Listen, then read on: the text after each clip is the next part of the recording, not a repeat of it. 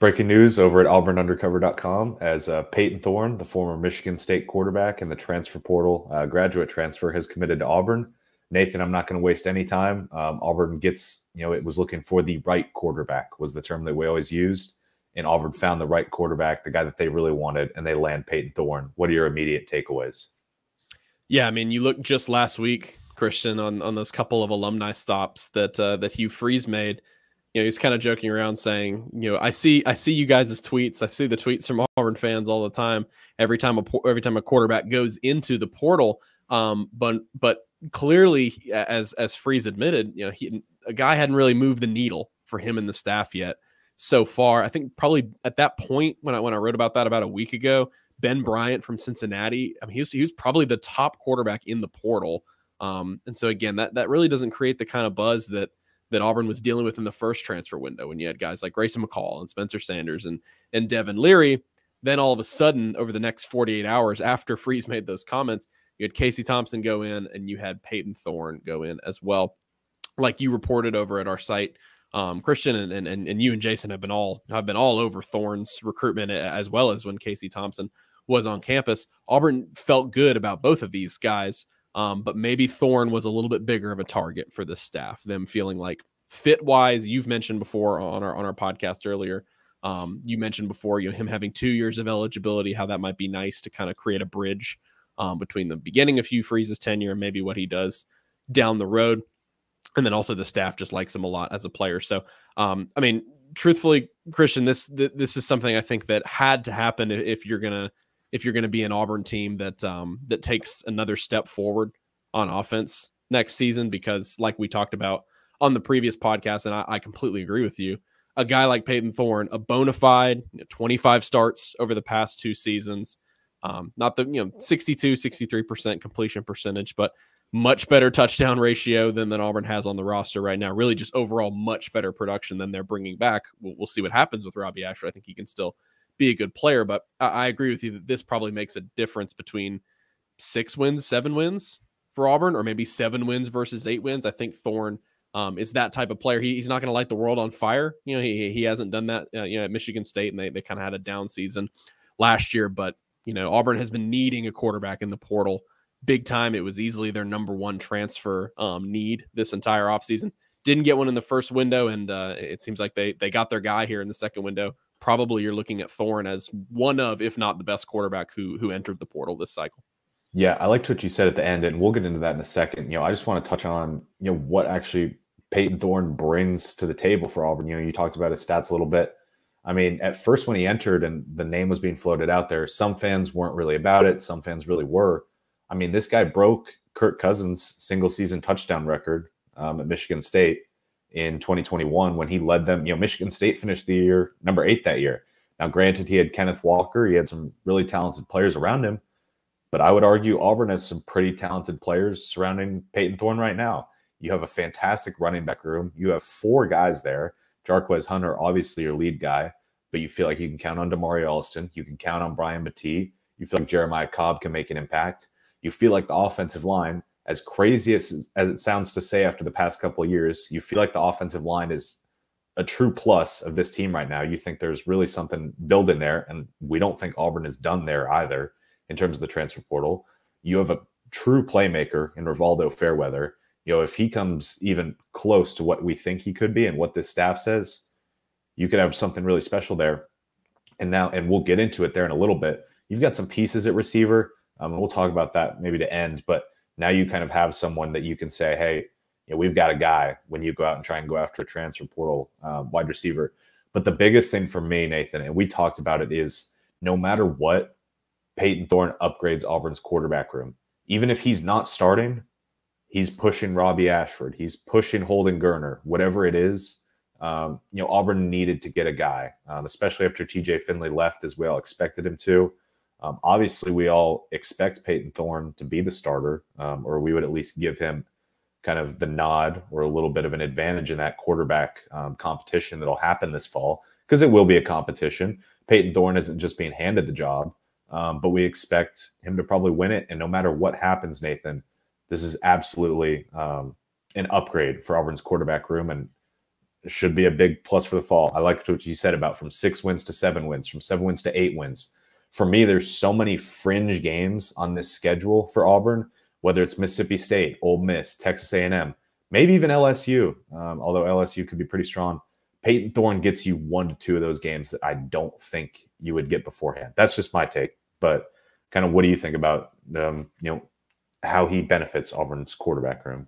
Yeah, I mean, I think you're exactly right. You even if he does not, which I think at this point, and not, it's not a prediction here as we sit here in May, because to be fair, I was saying the same thing last year, as I'm sure you were, as a lot of people were, that Zach Calzada, you looked at what he represented, bringing into Auburn's quarterback room. I don't think we can look back and say that we were necessarily, arrogant for thinking that he was going to be the starter back when he committed. You looked at what Auburn had in its quarterback room. Things just broke a certain way for him. His preseason was a lot less impressive than they thought. There's a little bit of injury troubles, we think, with him, and then he ends up transferring out. So nothing is ever set in stone when you bring in an experienced quarterback transfer. And if Robbie Ashford does end up being the starter, then that means that he's developed pretty well, in my opinion, because this guy is a bona fide, Power 5 starter. He's been a good passer the past couple years. Like I mentioned, let's see, over his past 25 starts over the last 2 years, 46 touchdown passes to only 21 interceptions for him over the last 2 seasons, including that great 2021 season under Mel Tucker, where they won 11 games, and he kind of led the charge for that offense with Kenneth Walker. It is an overall upgrade to the room, even if he doesn't end up winning the starting job. But I go back and, looking at where we are at this sort of juncture of the offseason, and I don't think it's far-fetched in the slightest. And I'm going to keep saying it throughout the summer. I'm going to keep saying it until the preseason starts. He is the guy, if you are asking us to slot in a starting quarterback, I don't know how you can look at, the credentials for all these guys, what the quarterback room brings back. Christian, there were only 6 Power 5 teams in the country that had a worse total QBR than Auburn last season, between TJ Finley and Robbie Ashford. Again, a guy like Payton Thorne doesn't exactly light the world on fire in terms of an addition. Maybe a guy like Grayson McCall would have been, a little bit more of a highlight player coming into this offense. But you've got to think, Hugh Freeze and Philip Montgomery, that's what they're priding themselves on. They're priding themselves on their ability to develop a quarterback. And, as experienced as Payton Thorne is compared to the rest of this room, he's still a young quarterback. He's still a guy entering his 4th college season. As a player, I think his 5th college season overall. He's got a couple years of eligibility left. And so, we'll see what happens in this offense. I do think it's interesting that, everybody thought in that first transfer window, people were panicking. Oh, they need to get a quarterback. They need to get a quarterback because the other players need to know who their guy is. Well, then they went out and got a bunch of good offensive pieces. They got 3 starters on the offensive line. They did all of that without the quarterback. So now we're kind of seeing the results of that reverse engineering, I think, with Hugh Freeze in the transfer portal. You mentioned all the guys that are going to be around him this fall. You're pretty glad that you went so hard to pick up those guys, because now you feel like you have somebody who can sort of bring it all together. I talk a little bit, Christian, though, about Auburn's recruitment of Payton Thorne, because this was something that moved pretty quickly, as you've been talking about on our website. You and Jason did a good job of covering this. It was pretty apparent to you guys that he was the top target.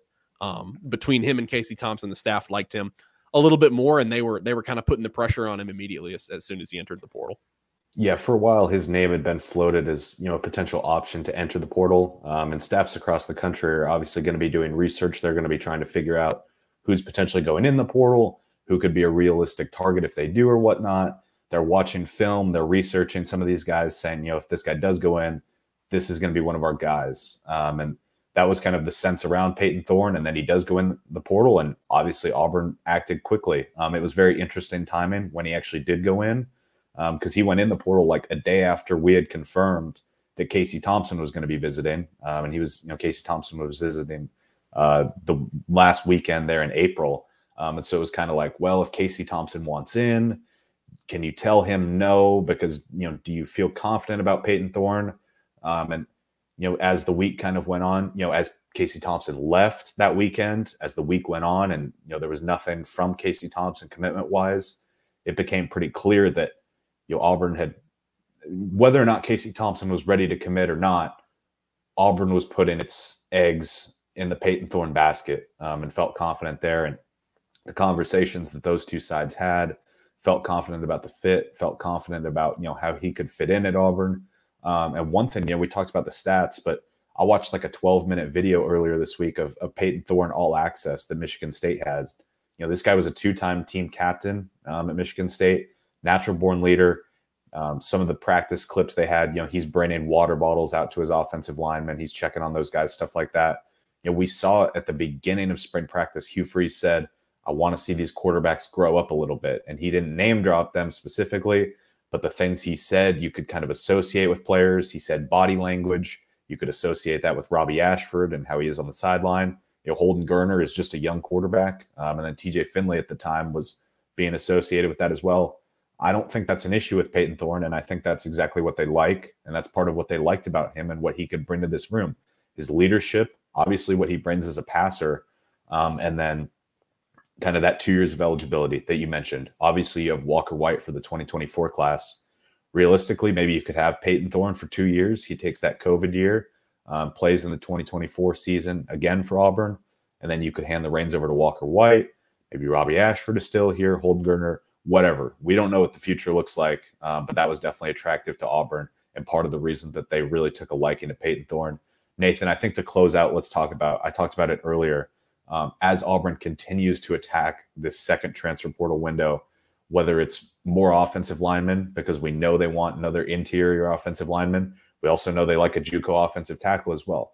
We know they want probably 2 wide receivers. Now, as you're trying to attack the second portal window, you have your guy, and you can easily say to these guys, hey, we've got our guy, come catch passes from Payton Thorne. Yeah, for sure. They are still kind of poking around at various positions. We knew it wasn't going to be as heavy here in the second window. 12 transfer additions for them the first time around. Now, only a couple here in the second window. Jalen McLeod was a guy who came over from App State. That was a position of need on defense. Probably, correct me if you disagree, but that's their biggest position of need, I think, in the portal on the defensive side of the ball. On the offensive side of the ball, it was quarterback. There was no way around it. You can say whatever you want about the guys that are coming back and the strides that they showed last year. I think, to continue to be fair to Robbie Ashford, remember he told us that he was playing with like 6 or 7 injuries by the time the season ended. You can pretty much name whatever you wanted from head to toe. He was playing with it at some point during the season, but he was just that kind of competitor, and so he won't be counted out at all in this quarterback battle in the preseason. But yeah, another offensive lineman. I would be interested to see if they do pick up another JUCO guy along the offensive line, just because of Xavier Miller, too tall Miller, I think is such an interesting kind of swing guy who can maybe play either of those tackle spots in a backup scenario. So do they go for another tackle knowing that they have those, or probably looking a little bit more so at guard now? And if you have a situation where you're starting 4 of 5 offensive linemen are transferred, maybe with the exception of a guy like a Jeremiah Wright, are transfers, I actually think that's a good thing for Auburn if they end up in that scenario, because of how poor this offensive line, I mean, just straight up has been the past couple years. And then they need help at receiver, and we saw that. You mentioned that last April visit weekend, where they had Burton come in from Ohio State, and they had Craig come in from Colorado. We've seen them kind of target some other names there.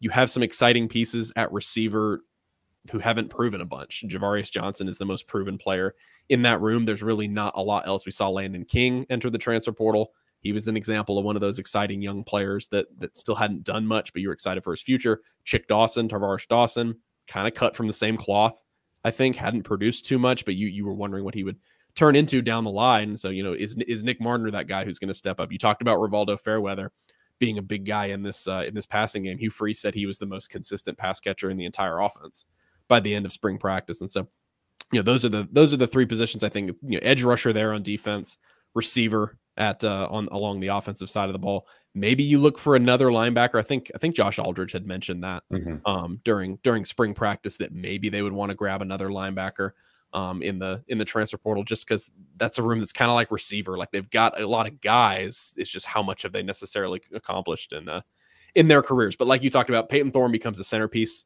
of it all for this Auburn transfer class. I think there's probably little doubt this class will finish in terms of the 24/7 rankings, top 5, if top 6, top 7, somewhere in that range.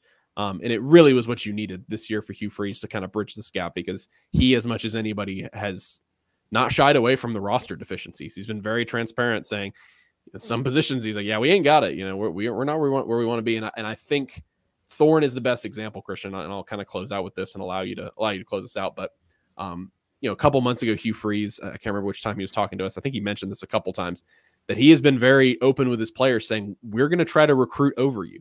Like, we want to get this roster better at every single position. And that was something at the beginning of spring practice. He wanted everyone to be on board with that. He was like, look, if you're not on board, that's what a coaching rebuild takes.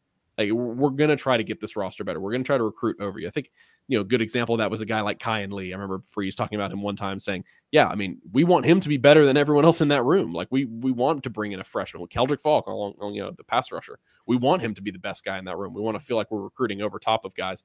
I say all of that to say this is not going to scare off Robbie Ashford and Holden Gariner for the fall, and it's not going to scare them off for their development at Auburn or wherever they end up down the line, because they've known this was coming. This is coming at a lot of different position groups, and you know, now it finally comes to fruition with, I think, who's going to end up, you know, talk to us a year down the line, but I think there's probably little doubt that Thorne is going to be the biggest transfer pickup for Auburn this year.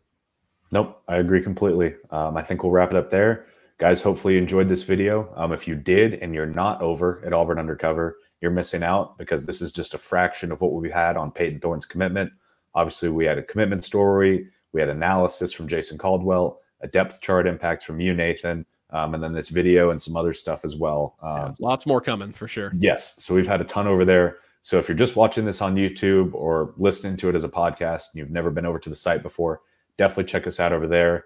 If you are watching this on YouTube, definitely make sure to subscribe. If you're not already, it's free. It doesn't cost you anything. And it helps us out a lot. We're making the push for 7,000. I think we might be able to get there by the fall, by the time the season kicks off. So that should be pretty exciting. And hopefully you guys enjoyed this, and we will catch you guys in the next one.